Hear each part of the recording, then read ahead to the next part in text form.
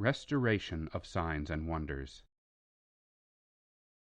I believe one of the things that is happening right now is God is restoring what was lost since the foundation of the world. There is a restoration of things, even from the Garden of Eden. One of the greatest manifestations from God is gemstones. We've had thousands of gemstones since 2008. God has blessed us with some of the largest gemstones in history. We had a 1,200-carat opaque emerald fall on the pulpit during a meeting. Everyone heard that one. It was ice cold, too. There were times we would get a few nice gemstones, and other times we would get 500 to 1,000 gems. We had people receive $100 bills in their personal belongings. We even had 10 $100 bills fall during meetings in one weekend. God can cause wealth of the wicked to be released to the righteous. One woman testified that she received one in her purse. Another woman found a $100 bill in her Bible while at home. You can choose to believe or not to believe. That is your choice. Most ministries that have gemstones come in their meetings refer to the breastplate.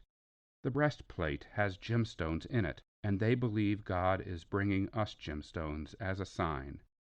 This is okay, but I want to look deeper. I love to confirm and confirm again. Isaiah chapter 58, verse 12. And they that shall be of thee shall build the old waste places. Thou shalt rise up the foundations of many generations, and thou shalt be called the repairer of the breach, the restorer of paths to dwell. God is restoring. I know God is bringing new waves of signs and wonders. What I have seen is just the beginning. Ezekiel chapter 28, verses 13 and 14. Thou hast been in Eden, the garden of God.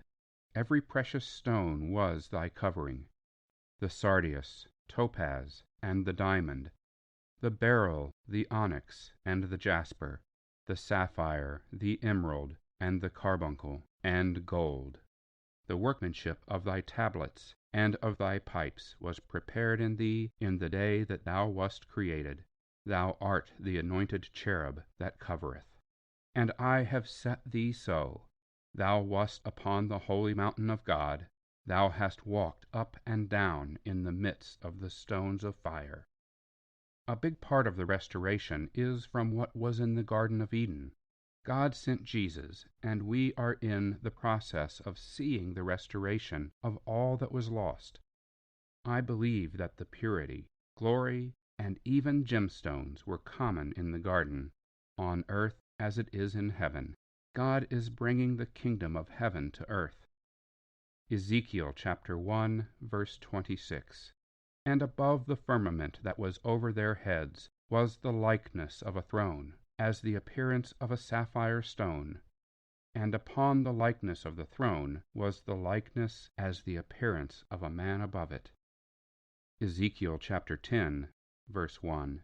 Then I looked, and behold, in the firmament that was above the head of the cherubims, there appeared over them as it were a sapphire stone, as the appearance of the likeness of a throne. A lot of people challenge and judge this manifestation more than most. I believe we would see more of these manifestations if we would come in unity.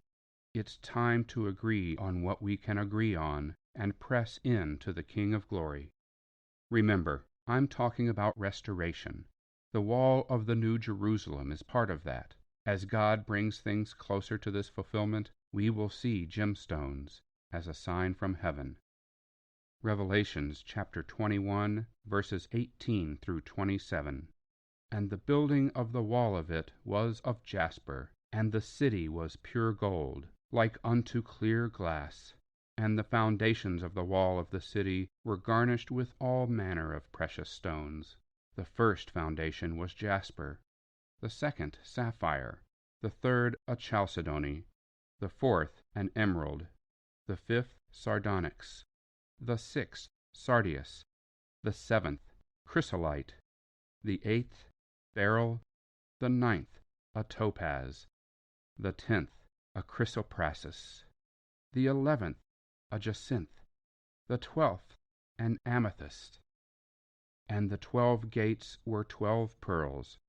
Every several gate was one of pearl. And the street of the city was pure gold, as it were transparent glass. And I saw no temple therein, for the Lord God Almighty and the Lamb are the temple of it. And the city had no need of the sun, neither of the moon, to shine in it.